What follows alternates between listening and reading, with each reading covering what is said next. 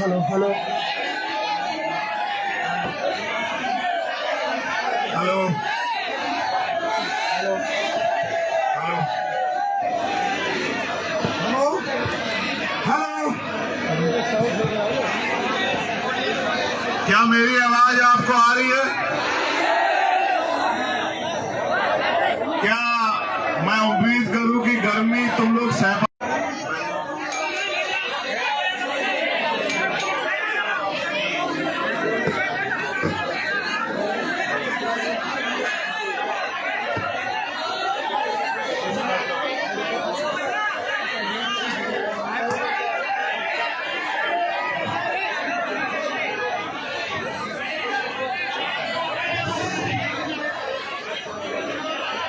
मैं अपनी बात को शुरू करूं। अगर अब आप बीच में खड़े नहीं होंगे तब मैं शुरू कर सकता हूं। बार बार बीच में टोकने गाने में अभी ये माइक खराब हो गया है। आपके और मेरे और भरतपुर के बीच में कई समस्या आई है। एक बार मैं पहले भरतपुर आने का प्रयास कर रहा था, तब सूबे के मुख्यमंत्री मेरे और आपके बीच में आ गए। उनको उस प्रोग्राम में आना था और मैं उनके साथ आना नहीं चाहता था, क्योंकि उनकी सरकार में बहुत अच्छे काम नहीं हो रहे हैं, तो मैं फिर उस दिन नहीं आया। आज मैं आना चाह रहा था, प्रोग्राम तय हुआ तो आपसे पहले गोली मेरे पास चली आई, और अब मैं जब अपनी बात रखना चाह रहा था तो ये माइक खराब हो गया। मगर मैं ये समझता हूं कि ये सारी मुसीबतें भी मुझे आपसे अपनी बात रखने से रोक नहीं पाएंगी। आज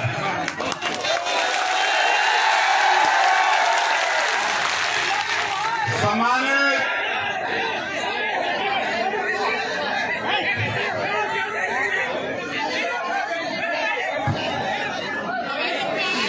हमारी सबसे बड़ी समस्या यही है कि समस्या हमारे खुद के अंदर है, और हम दूसरे आदमी को कहते हैं तू बैठ जा, तू बैठ जा।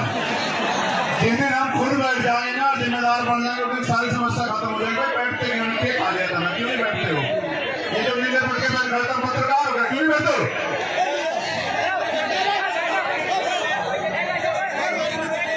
अरे भैया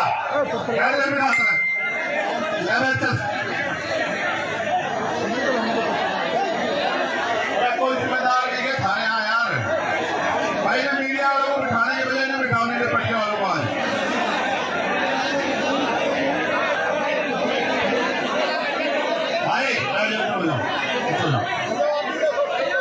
भाई तब भी मानने को राजनीति में भी सभा खराब करके मजा आ रहा है। क्या करोगे इसका?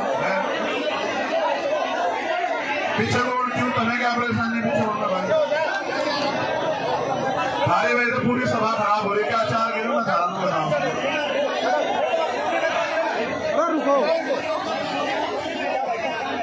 हमारे यहाँ तो मीडिया के भेष में आ रहे हैं गोली चलाने वाले भैया। ये तो हमारी हिम्मत देखो, तो मैं छाते में खड़े कर रखे हैं। आप देखो हो जाओ यार पीछे को, जो लगा पीछे करवाने पड़े फिर भारी हो जाएगा सारा काम, करो बुरा लगेगा। सारा सभा खराब कर रहे हो, फिर टाइम की कीमत है नहीं है। बात बात बैठ जाओ, चलो बात सुन लो भैया, बैठ जाओ तुम लोग, बैठो भाई बैठ जाओ।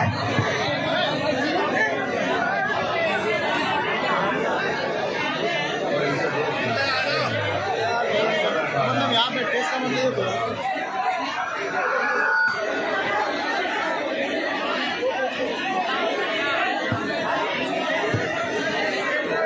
देखो, आज भरतपुर आने के कई कारण हैं। पहला कारण ये है,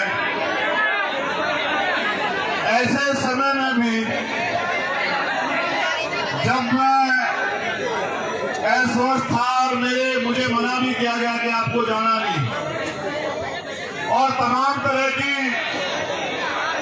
विरोधियों द्वारा भी मेरे खिलाफ षड्यंत्र किए जा रहे हैं, फिर आज मेरे कंधों पे जिम्मेदारी थी कि मैं यहाँ आपके बीच आऊं, और मैं अपनी एक मिनट भी अब किसी को कुछ कहने में खराब नहीं करना चाहता। मैं आपसे बात करना चाहता हूं। उसका एकमात्र कारण ये है कि आप अपनी मेहनत की खून पसीने कमाई लगा के यहाँ काम छोड़ के आए, और आप यहाँ से मेरी बात को सुन के ना जाओ और उस पर अमल ना करो, तो इससे आपके जीवन में कुछ नहीं बदलने का और मेरा भी कुछ भला नहीं होने का।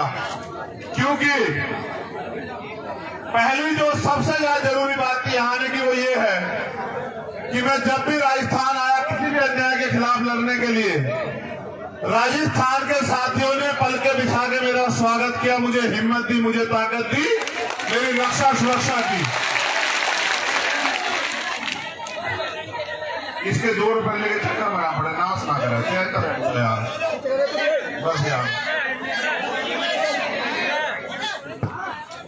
दूसरा, मैं ये उन लोगों को बताने के लिए आया हूं जिन्हें लगता है कि मैं गोलियों से डर जाऊंगा।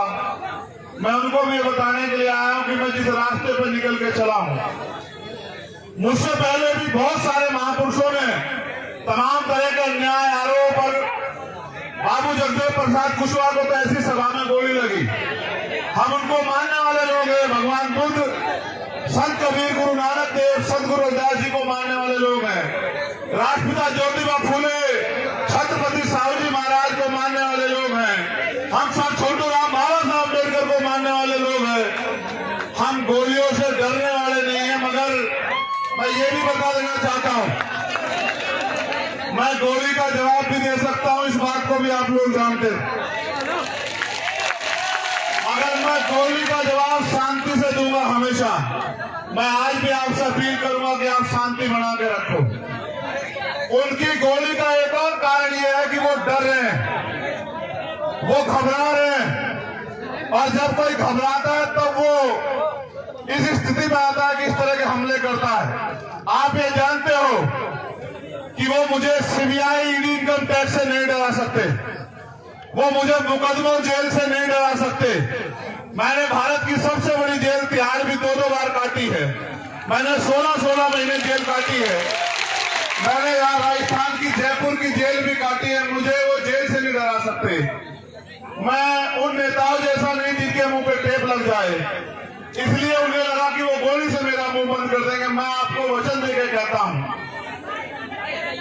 कि कोई गोली मेरा मुंह बंद नहीं कर सकती आपकी लड़ाई लड़ने के, आपकी हमारी आवाज उठाने के लिए। याद रखना।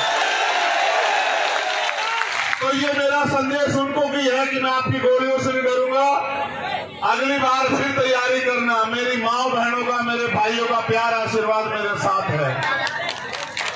जब तक इनका प्यार आशीर्वाद मेरे साथ है, मैं कहीं नहीं जाने वाला, जब तक कुदरत ने मुझे जिंदगी दी है। दूसरी बात, मैं यहाँ इसलिए भी आया कि मैंने आपको वचन दिया कि मैं आऊंगा भरतपुर, और मैं ये बताने के लिए भी आया हूं कि मेरा दिया हुआ हर एक वचन, उसको अगर मुझे अपनी जान की कीमत चुका के भी निभाना पड़ा, मैं उसको निभाऊंगा। और जो वचन मैं आपको दूंगा उसको मैं पूरा करूंगा। अगर मुझे जान की बाजी भी लगानी पड़ी, उसके लिए भी मैं तैयार रहूंगा। ये बताने के लिए मैं यहाँ हूँ। और चौथी और आखिरी बात जो सबसे महत्वपूर्ण है, हमारे नेताओं को भी सुननी चाहिए, कि जब आप संघर्ष के पथ पे हो, कर्तव्य के पथ पे हो, अगर कोई बहुत ही ज्यादा मुसीबत आ जाए तो आप लक्ष्य से भटक जाओ, आप समय से ना पहुंचो, वरना आप समय से पहुंचो और मिशन के रास्ते में कोई कठिनाई आ जाए, जब तक आपके महापुरुषों का सपना पूरा ना हो तब तक रुको ना, अडिग रहो। जैसे मैं आज अडिग खड़ा हूं, ऐसे आप भी अडिग रहो, क्योंकि ये परिवर्तन का आंदोलन है, एक दिन में पूरा नहीं होगा। हजारों लोगों की कुर्बानियां होगी। गुलामी की बेड़ी एक दिन में नहीं कटती है। मैं ये बताने के लिए भरतपुर में हूं, इस एकता के बीच में, कि अगर गुलामी की बेड़ियां काटनी है तो कुर्बानी देने के लिए तैयार रहो। क्योंकि जिस कौम में कुर्बानी के बकरे तैयार नहीं होते, वो कौम कभी आजादी प्राप्त नहीं करती है। इतिहास गवाह है। अगर हमारे खून से क्रांति आए तो मैं यहाँ खुले में इसलिए बैठा हूं कि मैं अपने खून का एक कतरा चुकाने के लिए तैयार हूं। अगर मेरा समाज, ये बहुजन समाज एकजुट हो जाए, अपनी एकता बनाए, अपने अधिकारों की लड़ाई को मजबूत करे, तो मैं अपने खून का एक कतरा जो है इस आंदोलन में निछावर कर दूंगा। इसलिए मैं यहाँ भरतपुर में हूँ आज। देखो आज मैं बहुत बड़ा कोई भाषण नहीं करूंगा। ये सच है, मेरी भी इच्छा है कि मैं जिंदा रहूं। जिंदा रहने की इच्छा इसलिए नहीं है कि मुझे बहुत बड़ी कुर्सी पे बैठना है, आपकी दी हुई प्लास्टिक की कुर्सी, और अगर आप जमीन पर बिठाते वो भी मेरे लिए महलों की कुर्सी, हीरो के ताज से बढ़ के है। लेकिन सवाल ये है, आज तो मैं महसूस कर रहा हूं बात मेरी जान की नहीं है। मैं चला जाता, मेरी माँ एक दिन रोती, मेरे भाई और एक दिन रोते, मेरे बालक को तो ये भी नहीं पता कि उसका पिता गया कहाँ है। वो तो कभी जब वो समझदार होता उसको पता लगता कि उसका बाप नहीं गया था और रास्ते में इस तरह मारा गया। लेकिन सच ये है कि जो लोग इस आंदोलन में मुझसे उम्मीद करके, भरोसा करके जुड़े हैं, मुझे अपने से ज्यादा उनकी परवाह, उनका हौसला ना टूट जाए, इसलिए मैं भरतपुर आया कि उनको ये ना लग जाए कि भाई गोली भी लग सकती है। गोलियां तो लगेगी भाई। जिन्होंने अधिकार छीन रखे, जो कुर्सी पे बने बैठे हैं, अगर आप उनसे अधिकार लेने का काम करोगे, सत्ता छीनने का काम करोगे, तो गोली भी चलेगी, मुकदमे भी होंगे, जेल भी जाना पड़ेगा, और भी मुसीबत आएगी, इनका सामना भी करना पड़ेगा। और आज मुझे बड़ी खुशी है कि आज मेरे पे ऐसे बहुत सारे कंधे हैं कि अगर चंद्रशेखर चला भी गया तो ये आंदोलन रुकने वाला नहीं है, इतना भी मुझे भरोसा है पूरा। मुझे देखो, आप लोग खतरे से वाकिफ हो, मैं आपको घटना भी बता देता हूं, फिर मैं आपसे काम की बात करूंगा। जब मेरा टेक्निकल मुआयना होने चला गया, मेरे कपड़े, जब मेरे कपड़े आएंगे तो आप देखना बनियान में और शरीर में कितनी जगह होती है। बोलने वाला तो कोई कुछ भी बोलता रहे, मैं सस्ती लोकप्रियता की राजनीति करता नहीं हूं, आप जानते हो इस बात को। जब मेरे कपड़े आएंगे आप देखना, या पुलिस का बयान आएगा आप सुन लेना, वहां की पुलिस भी हमारी नहीं, वहां की सरकार भी हमारी नहीं।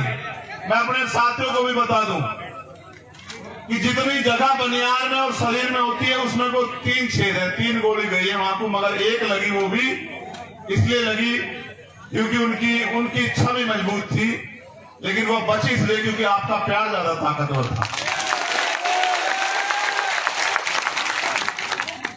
पहली गोली जब शीशे पे लगी, वो शीशा मजबूत था, वो क्योंकि राउंड कब मिले वो आसानी से आके ऐसा लगा जैसे पत्थर लग गया उस सिर में।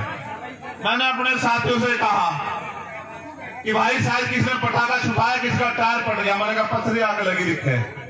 लेकिन जब दूसरी गोली लगी तब मुझे एहसास हुआ, तब मैंने मनीष से कहा भाई, मैंने कहा घिर गए हैं, गोली चल रही है, मैंने कहा गोली चल रही है, गोली लगी है। फिर मैंने अधिकारियों को बताया, ये बात मैंने आपको इसलिए बताई, मुझे एक बात का पता है, आदमी गोली से नहीं मरता, आदमी मरता है डर से। और डर जिस दिन मैं इस काम में आया था, मैं डर को घर छोड़ आया था। अगर डर में रहूंगा तो लोहे के बक्सों में रहूंगा, लोहे के बक्सों में रहूंगा, थारे किसी काम नहीं आ सकता। अगर थारे बीच रहूंगा तो थारे भी काम आऊंगा, मुझे लगता है कुछ करके भी दिखा पाऊंगा। तो मुझे जैसे मेरी जान को खतरा है, पूरे भारत में भीम आर्मी आजाद समाज पार्टी के माध्यम से, और हमारे बहुजन पत्रकार भी, ये भी बात कहनी पड़ेगी, हमारे पत्रकार जो बहुजन समाज के हैं भाई, या जो ईमानदार पत्रकार हैं देश में, या जो ईमानदार से लड़ाई लड़ रहे हैं, भीम आर्मी आजाद समाज पार्टी के लोग, या किसान सभा के लोग, या हमारे जाट महासभा के लोग, या अन्य कोई बहुजन संगठन जो ईमानदार से लड़ाई लड़, उन सबकी जान को खतरा है। आप मेरे लिए सुरक्षा की मांग कर रहे हो, मैं यहां भी सुन रहा था। कितने लोग इस सुरक्षा की मांग करोगे आप बताओ, और किस किस की सुरक्षा सुनिश्चित हो सकती है? इस सुरक्षा को सुनिश्चित करने का एकमात्र माध्यम है कि जो लोग सुरक्षा देने वाले हैं उनके हाथ आपके हो जाएं। जिनसे सुरक्षा मांग रहे हो उन कुर्सियों पे आप जाके बैठ जाओ। जिस दिन उन कुर्सियों पे आप बैठ जाओगे, ना चंद्रशेखर आजाद को खतरा होगा और ना किसी आम आदमी को खतरा होगा। चाहे राजस्थान हो या उत्तर प्रदेश, भयमुक्त शासन आएगा, भयमुक्त। हर आम आदमी, चाहे वो किसान हो, कामगार हो, मजदूर हो, कोई बहन हो, कोई बिटिया हो, कोई बच्ची हो, कोई बुजुर्ग हो, जब ऐसे लोग कुर्सी में बैठेंगे जो सबकी सुरक्षा चाहते होंगे, जिनका लक्ष्य होगा कि हर कमजोर को बुनियादी सुविधाएं, अधिकार, स्वाभिमान सम्मान की जिंदगी मिले, इंसानियत बनी रहे, तब जाके व्यवस्था बदलेगी, वरना आप नहीं कर पाओगे इतने लोगों की सुरक्षा।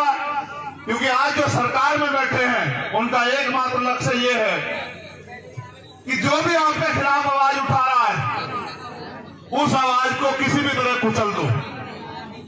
अगर मुकदमों से डर जाए मुकदमों से डरा दो, अगर पैसे से खरीद के जाए पैसे से खरीद लो, अगर और कोई डर दिखा के सीबीआई इनकम टैक्स का ताला लगता लगा दो उसके मुंह पे, और अगर इनसे भी ना घबरा रहा हो तो गोलियों से उसके सीने को छलनी कर दो। अभी वो गोली नहीं बनी जो आपकी ममता को चीर के पार निकल जाए, ऐसी गोली बनी नहीं है अभी, आप चिंता मत करो। मेरी बात पर गौर करो। अब जो बात मुझे आपसे कहनी है कि मेरा पसीने में यहां जो हाल है, आपका क्या हाल हो रहा होगा। फिर मैं आपके लिए क्यों कुर्बान ना हो जाऊं, आप बताओ मुझे।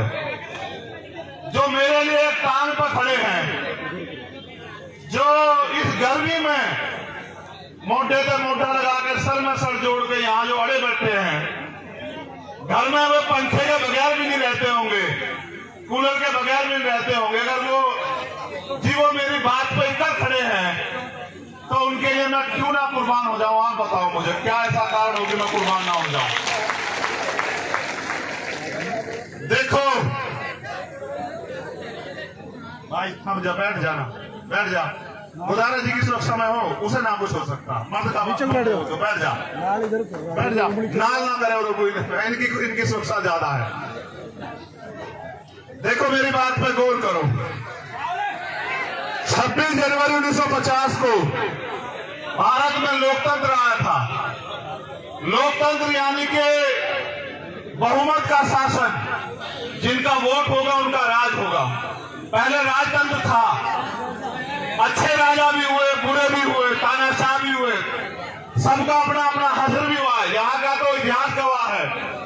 यहाँ तो किसान कामगारों ने मिलकर जो है राजशाही भी चलाई। अगर हमारी वफादारी थी, जो खजांची हमारा था, ये हमारी वफादारी थी कि खजांची हमारा था, ये हमारी वफादारी थी, हम पे भरोसा था। और सेनापति गुर्जर समाज का था, ये भी हमारी वफादारी थी कि हमारे सेना पे भी भरोसा था, राज भी हमारा था, क्योंकि राज करने वाले भी हमारे लोग थे। हम लोग मिलजुल कर राज कर रहे थे। यहाँ मैंने ये यहाँ की बात बताई, लेकिन मैं आपको लोकतंत्र की बात बताता हूँ कि जिनका वोट होगा उनका राज होगा। आज आपको चाहे रोजगार चाहिए हो या न्याय चाहिए हो या कोई हक अधिकार चाहिए हो, हर चीज के लिए सरकार पे आप लोग निर्भर हो। लेकिन सरकार बनाने की शक्ति आपके अंदर है। जैसा मैंने कहा, जिनका वोट होगा उनका राज होगा। आप बस इस बात को नहीं समझ पा रहे कि वोट आपके पास है, राज दूसरों का है। अगर जिनका वोट है वो अपनी वोट को संगठित करके और एक एक वोट को अपने पक्ष में दे दें तो राज आपका आ जाएगा। और जिनका राज आ जाएगा, आप ये बताओ, अगर राजस्थान में आपका राज होगा तो क्या राजस्थान में मुझे कोई खतरा हो सकता है क्या? बात मेरे खतरे की नहीं है, मैं आपका ध्यान आकर्षित करूंगा। बात उस खतरे की है जो अन्याय लंबे समय से राजस्थान में हो रहा है। चाहे मुंह से रखने पर हत्या हो, चाहे पानी पीने पर, मटकी छूने पर हत्या हो, चाहे घोड़ी पर बैठने पर अपमान किया जाए, चाहे और तमाम तरह की जातीय, धार्मिक और तानाशाही सामंतवादी सोच के कारण हमारे लोगों के साथ अन्याय हो, दलित, पिछड़े, अल्पसंख्यक समाज के साथ, ये सारा अन्याय तब रुकेगा। देखो, मैं अपनी पीठ का घाव, ये मेरा जरा सा घाव 1 इंच का, इससे इस घाव के जख्म को मैं भर सह लूंगा। ये मेरी पीठ पे है, ये मुझे कम दिखाई देगा। लेकिन जब रोज मैं अन्याय सुनता हूँ, अपनी बहन बेटियों के साथ होते अन्याय को देखता हूँ, अखबार में पढ़ता हूँ, टीवी में देखता हूँ, वो जो घाव मेरे सीने पे होता है, मैं उस घाव से परेशान हूँ। इस दर्द को तो कुछ नहीं है, इस दर्द को तो मैं सह लूंगा, इस दर्द को सह सकता हूं तभी तो आपके बीच में हूं। लेकिन जो घाव मेरे सीने पे रोज, चाहे वो राजस्थान से लगे, चाहे वो उत्तर प्रदेश से लगे, मध्य प्रदेश से लगे, उड़ीसा से, बिहार से, दिल्ली से, मध्य प्रदेश से, उत्तराखंड से, हरियाणा से, पंजाब से जो अन्याय हो रहा है देश की सरकारों में, वो जो घाव मेरे सीने पे लगते हैं, मैं ये सोचता हूं कैसे रोकूं इस अन्याय को। मेरी बहन ओम प्रकाश रैगर की से बड़ी वाली छोटे वाली गुड़िया यहाँ बैठी है। जब मैं आया था मेरे गले लग के उसकी आंखों में भावुकता थी। मुझे उस दर्द की ज्यादा परवाह कि वो दर्द कैसे कम होगा। वो दर्द एक तरीका ही है कम करने का। और जो आप मांग रहे हो सुरक्षा सुरक्षा सुरक्षा, मत बोलो सुरक्षा। इन नालायक सरकारों से कोई सुरक्षा मत मांगो। आप सुरक्षा तंत्र खुद बनो। सुरक्षा मांगने वाले नहीं, सुरक्षा देने वाले बनो। मेरे लोगों अपनी ताकत को समझो। मैं इसको क्या जवाब दूं? आप बताओ मैं इसको क्या जवाब दूं? मैं कार्तिक भील की पत्नी को क्या जवाब दूं? मैंने आपसे पिछली बार भी पूछा था। मैं जितेंद्र मेघवाल के परिवार को क्या जवाब दूं? मैं राजस्थान में आके क्या बड़ी बड़ी बातें करूं जब मैं न्याय नहीं दिला पा रहा हूं। आपने सामाजिक न्याय सम्मेलन रखा। हमारे किसान नेता पुष्पेंद्र चौधरी मुझसे पहले बोले होंगे, हम न्याय नहीं ले पा रहे राजस्थान में, तो सामाजिक न्याय कहां से मिलेगा? सामाजिक न्याय का मतलब समझते हो? सामाजिक न्याय का मतलब होता है हिस्सेदारी। धन धरती राजपाट में आपकी हिस्सेदारी, चाहे वो साधन हो, संसाधन हो, राज सत्ता हो, नौकरी हो, जमीन हो, हर काम में आपकी हिस्सेदारी। आपको लगता है हिस्सेदारी मांगने से मिल जाएगी? आपको लगता है हिस्सेदारी अपील करने से मिल जाएगी? आपको लगता है हिस्सेदारी किसी के पैर छूने से मिल जाएगी? एक तरीका है लोकतंत्र में हिस्सेदारी लेने का। वो ये तरीका है जो बाबा साहब अम्बेडकर ने अपने 4 बच्चों की कुर्बानी से आपको दिया। वोट का ताकत, वोट की शक्ति, वोट की शक्ति के बिना कोई तरीका नहीं सामाजिक न्याय मिल जाए। अगर ये सरकारें सामाजिक न्याय देना चाहती तो आप सोचो कि चुनाव होते हैं, सरकारें बनती है, सामाजिक न्याय क्यों नहीं मिलता? बताओ किसान को उसकी फसल का दाम मिल रहा है क्या? सरकार आती है, किसान कागज लेके दफ्तरों में खड़ा रहता है। नौजवान को रोजगार मिल रहा है क्या? सीएचए की भर्ती वालों जिनके चक्कर में बच्चों के मैं जेल गया, उनको लाठे मारी सरकार ने। अगर नौजवान रोजगार के लिए आता है, सरकार पे जवाब नहीं है। महंगाई बेरोजगारी पे बात करोगे, जवाब नहीं है। गरीबों की ताकत वो लोग जमीन छीन रहे, जवाब नहीं है। मैं भी गया वहां नवलगढ़, किसानों की जमीन पूंजीपतियों को दे दी। उसमें हिस्सा मजदूरों का भी था, क्योंकि किसान की जमीन पे किसान मालिक नहीं होता अकेला। किसान को तो मुआवजे की भी बात होती है, लेकिन उस किसान की खेती से जिनके घर चलते हैं, जिस किसानी से लोगों के रोजगार चलते हैं, उनकी हिस्सेदारी भी होती है। उनका भी सब कुछ चला गया। आजाद भारत में कुछ बंटवारा नहीं हुआ। ना जिन पे जमीन थी उनको जमीन मिली, ना जो जिन पे उद्योग थे उनको उद्योग मिले, ना जिन पे रोजगार था उनको रोजगार मिले। अगर मिला तो ये मिला कि जब भी हक की आवाज उठाई तो लाठियां मिली, गोलियां मिली, जेल मिली, मुकदमे मिले, अन्याय हुआ, अत्याचार हुआ, अपमान हुआ। और अगर किसी ने आवाज खोली तो उसका स्वागत गोलियों से हुआ। मैं ये बताना चाहता हूं जालिमों को, ना आपकी गोलियों से मेरी आवाज कमजोर पड़ी, ना पड़ेगी। मैं कल भी हिस्सेदारी अधिकारों के लिए लड़ रहा था और आज भी लड़ रहा हूं, कल भी लड़ता रहूंगा। और जब तक मेरे जिस्म में लहू का आखिरी कतरा रहेगा, जब तक मेरे अंदर आखिरी सांस रहेगी, मैं आपके अधिकारों के लिए, आपको आपके पैरों पे खड़ा करने के लिए, आपको ताकतवर बनाने के लिए लड़ता रहूंगा। ये वचन देने के लिए मैं आज भरतपुर आया।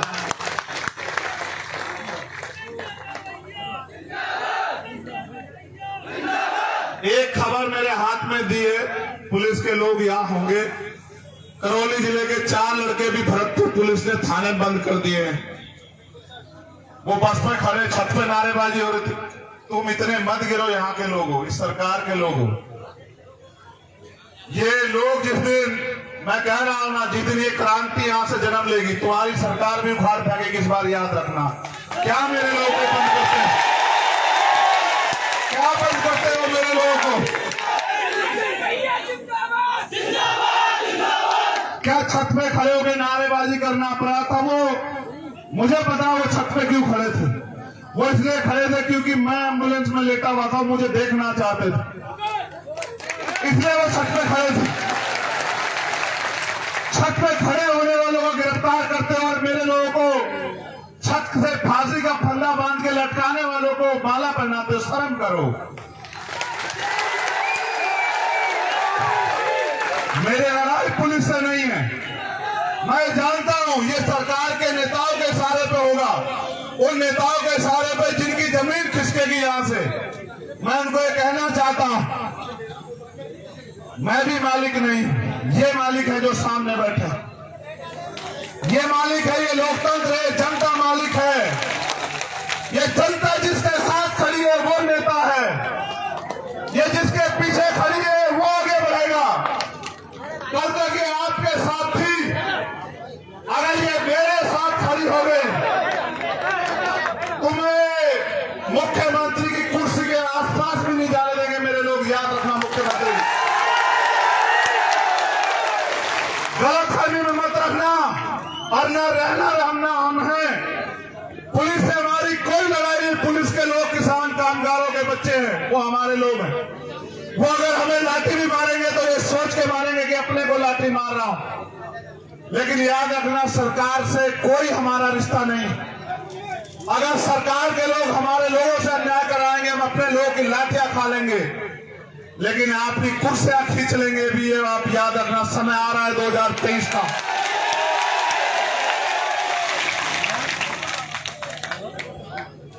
यहां एक जो प्रोजेक्ट है,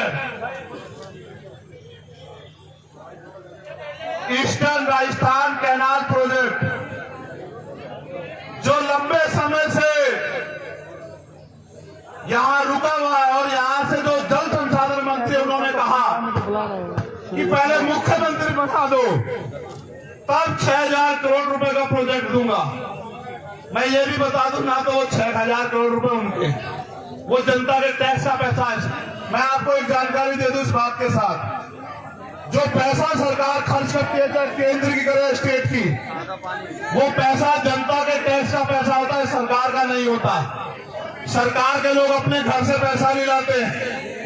तो जो केंद्रीय जल संसाधन मंत्री होके फिर भी पद मांग रहा है, उससे ज्यादा उम्मीद मत करो आप लोग। इसलिए ये प्रोजेक्ट इसलिए रुका हुआ है क्योंकि वो इसके नाम पे आपसे वोट लेना चाहते हैं। इस बार आपको उनकी बातों में नहीं आना है। उनकी झूठी बातों में गुमराह तो नहीं हो जाओगे? बताओ। नहीं, दोनों हाथ उठा के बताओ। नहीं, उठा के रखो तभी मानूंगा। अच्छा ठीक है। यहां ये सबसे बड़ी समस्या है, सुन लो। एक यहाँ बजरी माफिया का बड़ा वो है, जिसकी वजह से आम आदमी को जो बजरी 3-4 हजार रुपए मिलनी चाहिए, वो 20-30 हजार रुपए से ज्यादा मिलती है। और फिर वो जो उनको रोकता है, उसके साथ वो किसी घटना को भी अंजाम देते हैं। सरकार सोई भी है, सरकार को नहीं दिखता है सब। सरकार का संरक्षण है उनको।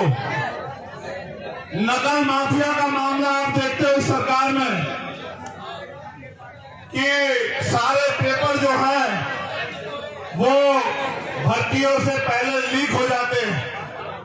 अब मैं आपसे एक बात जानना चाहता हूं,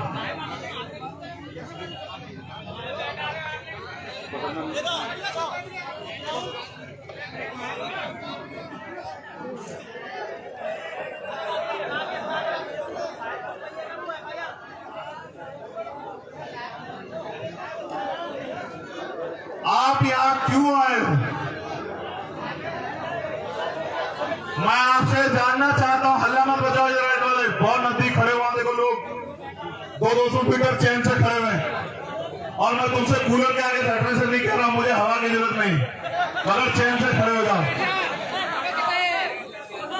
मेरे हिस्से की हवा भी तुम लो, कोई बात नहीं। मैं आपसे पूछ रहा हूं, आप यहाँ क्यों आए हो? यहाँ गोली भी चल सकती है आपके ऊपर, मेरे चक्कर में आपको भी नुकसान है।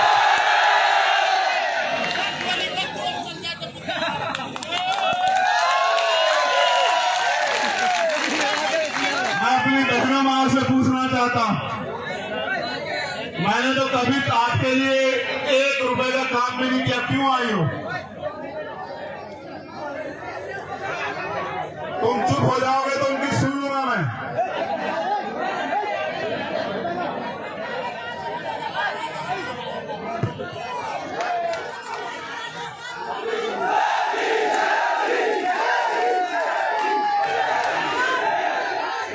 एक मिनट चुप हो जाओ। एक सवाल और है, ये गरीब, आपका ये गरीब खून जो है ना, ये खटक बहुत रहा है लोगों की आंखों में। क्या ये आपका आशीर्वाद आगे भी मुझे मिलेगा? ऐसा तो नहीं जब अमीर आ जाएंगे तो अपने गरीब बेटे को भूल जाओगी, अपने इस भाई को भूल जाओगी।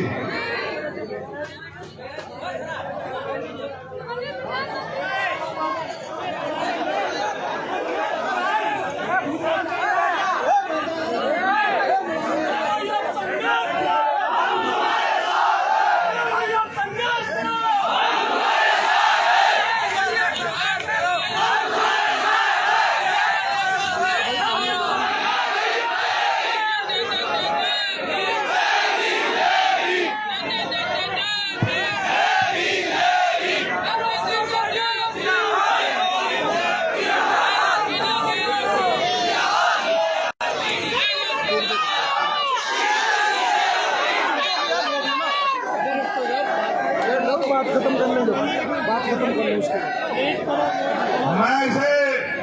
मैं आपका ज्यादा समय नहीं खर्च करूंगा, क्योंकि मुझे 7 घंटे का सफर लगेगा।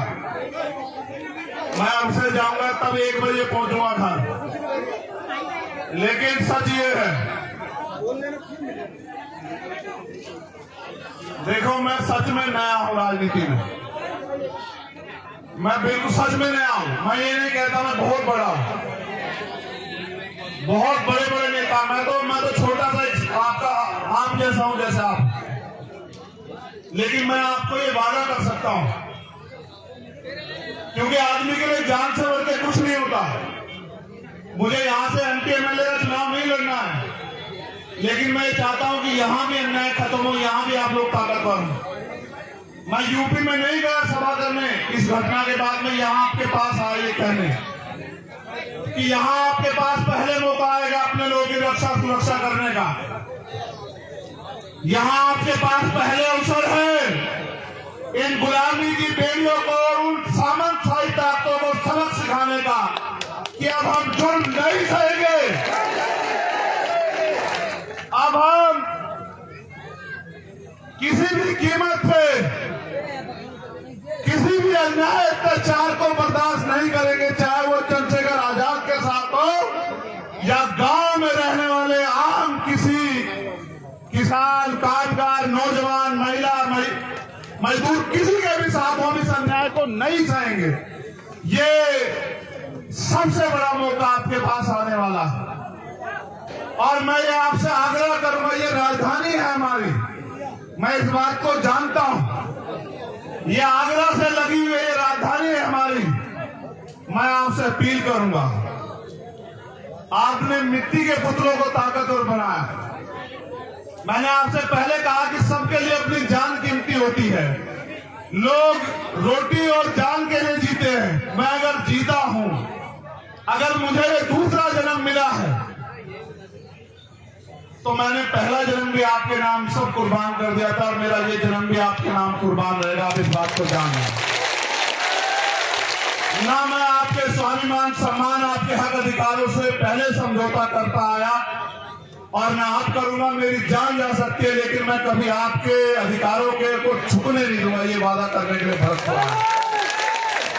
मेरे जाने के बाद तमाम तरह की बातें होंगी, बस याद रखना। अगर आप ये सोचते हो कि आपके साथ यहाँ अन्याय है, वो मैं दिल से कह रहा हूं, आपके पीठ पे पड़ी नहीं, एक लाठी चंद्रशेखर आजाद की पीठ पे पड़ी।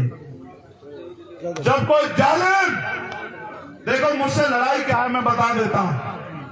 अब से पहले नहीं होता था कि कोई ताकतवर किसी की बच्ची को नोच ले, किसी का अपमान करे, किसी को गलत निगाह से देखे, किसी को घोड़ी पे ना बैठने दे, किसी की मूछें रखने पे हत्या कर दे, किसी की मटकी छूने पे हत्या कर दे। अब से पहले नहीं होता था, लेकिन अब होता है कि अगर ऐसा कोई करता है तो वो मिनट से पहले जेल जाता है, उसका बाप भी उसको बचा नहीं पाता। होता है जो ये सोचते थे कि ये किसान कमेरे, दलित, पिछड़े, अल्पसंख्यक समाज के लोग, आदिवासी समाज के लोग उनकी जागीर है, उनके गुलाम है, इनका शोषण करना उनका जन्मसिद्ध अधिकार है। आज वो लोग मिनट से पहले जेल में जाते हैं, उनको सजा होती है। उनको ये चुभने लगा कि आज एक लाखों चंद्रशेखर खड़े हो गए हैं, आज हर गली में चंद्रशेखर है, इस भरतपुर में हजारों चंद्रशेखर हैं जो सीना तान के खड़े हैं, जो जवाब देना जानते हैं। ये उनको चुभने लगा। वो लोग अपनी सरकार के मंचों में बैठते कहते हैं जो कल तक हमारे जूतों के फीते बांधते थे, इस संविधान की वजह से हमारे सर पे चढ़ के बैठ गए हैं। ये वो कहते हैं। मेरी लड़ाई यह है कि संविधान ने जो अधिकार आपको दिए वो सुरक्षित रहे और वो लागू हो और नए अवसर पैदा हो, भारतीय संविधान सुरक्षित रहे और बाबा साहब अम्बेडकर, सर छोटू राम और चौधरी चरण सिंह, चौधरी कुमाराम आर्य, कोतवाल धन सिंह गुर्जर, जननायक बिरसा मुंडा और मान्यवर काशीराम साहब के अधूरे सपने पूरे हों, यही मेरा सपना है। इसलिए मैं राजस्थान में हूं और मैं जानता हूं, नहीं मुझे बोलने दो, मैं जानता हूं ये तभी पूरा होगा जब आपके हाथ मेरे कंधे पे होंगे और फिर ऐसा शासन आएगा जैसे राजा सूरजमल जी का शासन था, जहां सेना भी हमारी, जहां कोष भी हम पे और जहां राज भी हमारा और सम्राट अशोक जैसा राज, वो तभी आएगा जब आप एक हो जाओगे। बहुत बहुत धन्यवाद। आपके प्यार, आपके आशीर्वाद की अभिलाषा रखता हूं और ये उम्मीद करता हूं कि अब की बार आप मेरे हाथों को मजबूत करोगे और मेरे पीठ का जख्म बढ़ जाएगा, लेकिन मेरे दिल के जख्म को कम करने का काम करोगे, ऐसा मुझे विश्वास है। 20 अगस्त को जयपुर में हमारा महासम्मेलन है। मेरी निगाह रहेगी भरतपुर के क्षेत्र के लोगों पे कि वो मेरे सम्मान की रक्षा करने के लिए जयपुर जरूर आएंगे। मैं भी आपसे वादा करता हूं, समय का कोई पता नहीं, मेरी लड़ाई किसी जाति धर्म से नहीं है। मैं मानता हूं हर जाति धर्म में अच्छे बुरे लोग हो सकते हैं, उनकी अपनी समस्या हो सकती है, लेकिन अगर सब ठीक रहा और मेरे अंदर जान रही, मैं आपका स्वागत करने के लिए जयपुर 20 अगस्त को जरूर आऊंगा। क्या हुआ? हमारे किसी और को वोट देने और हमारे खेतन अब आना कोई सुन के बताएगा वो किसी और ने भी हमारे खेतन पर मन को वो मन ना तुम्हें पैसा नहीं मिला, किसी और ने गिरे। भैया चुप हो जाओ। एक माई की समस्या है और मेरा काम यही है कि अगर मेरे होते उनकी समस्या हल हो जाए तो इससे अच्छा कुछ है नहीं। माई आप काम करो, आप हमारे यहाँ के जो लीडर्स लोग हैं, राजन हम कल जाके आए दिए माई दिए तो मैं देते बड़ा बात। माई मुझे आपने कल इनको बताया होगा, ये लोग गए थे 2 साल से भजे ढोल में। आप 2 साल से डोल रहे हैं, मुझे आप मांगे हुए 10 दिन दे दो। भाई की समस्या सोल्व करा के मुझे बता, जब तक सोल्व ना हो तब तक मत बताना, जब सोल्व करा दो। ये माई कह दे कि मैं संतुष्ट हूँ, चाहे तुम्हें कोई कीमत चुकानी पड़े, धरना हो, कुछ हो, चाहे लाठियां खानी पड़े। मैं एक आग्रह करूंगा, वो हिंसा के रास्ते में इसलिए ले जाना चाहते क्योंकि हम ताकतवर हो रहे हैं और उनको पता कल हम उनसे कुर्सियां छीन लेंगे। हमें हिंसा के रास्ते पे नहीं जाना मेरे लोगों, ये बात याद रखना आप लोग। मैं हाथ जोड़ के अपील कर रहा हूँ आपसे, ये मेरी बात करके अपना मान रख लेना। अगर आपने, मैं अपनी ताकत को जानता हूँ, आपने गलत रास्ता इख्तियार किया, सब खराब हो जाएगा। आप वोट की शक्ति पर भरोसा रखना, आप जीत जाओगे। मैं सब बार कहता हूँ, आप जीत जाओगे अगर आपने वोट की शक्ति पर भरोसा रखा। याद रखना मेरी बात। एक और घटना कल सारी माधोपुर में हुई, जहां हमारे डॉक्टर्स लोगों पे गाड़ी चढ़ा दी गई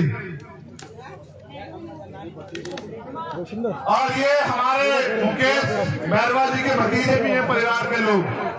मैं ये मानता हूं कि जो लड़ेगा उसको न्याय सहना पड़ेगा, उसके परिवार को भी। लेकिन मैं ये भी मानता हूं कि हम लोग रुकेंगे नहीं किसी भी कीमत पे। बहुत बहुत धन्यवाद। आप सब लोग यहाँ आए, आपने मेरा मान रखा, आपने इतना प्यार दिया। जय भीम, जय भारत, जय जवान, जय किसान, जय मंडल, जय जोहार। आवाज दो, आवाज दो, आवाज दो।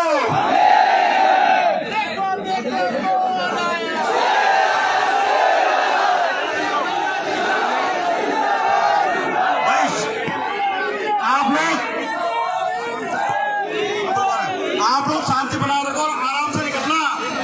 देखो कोई भी जल्दबाजी नहीं, सब लोग ध्यान से जाना। अब शाम होने को भी है।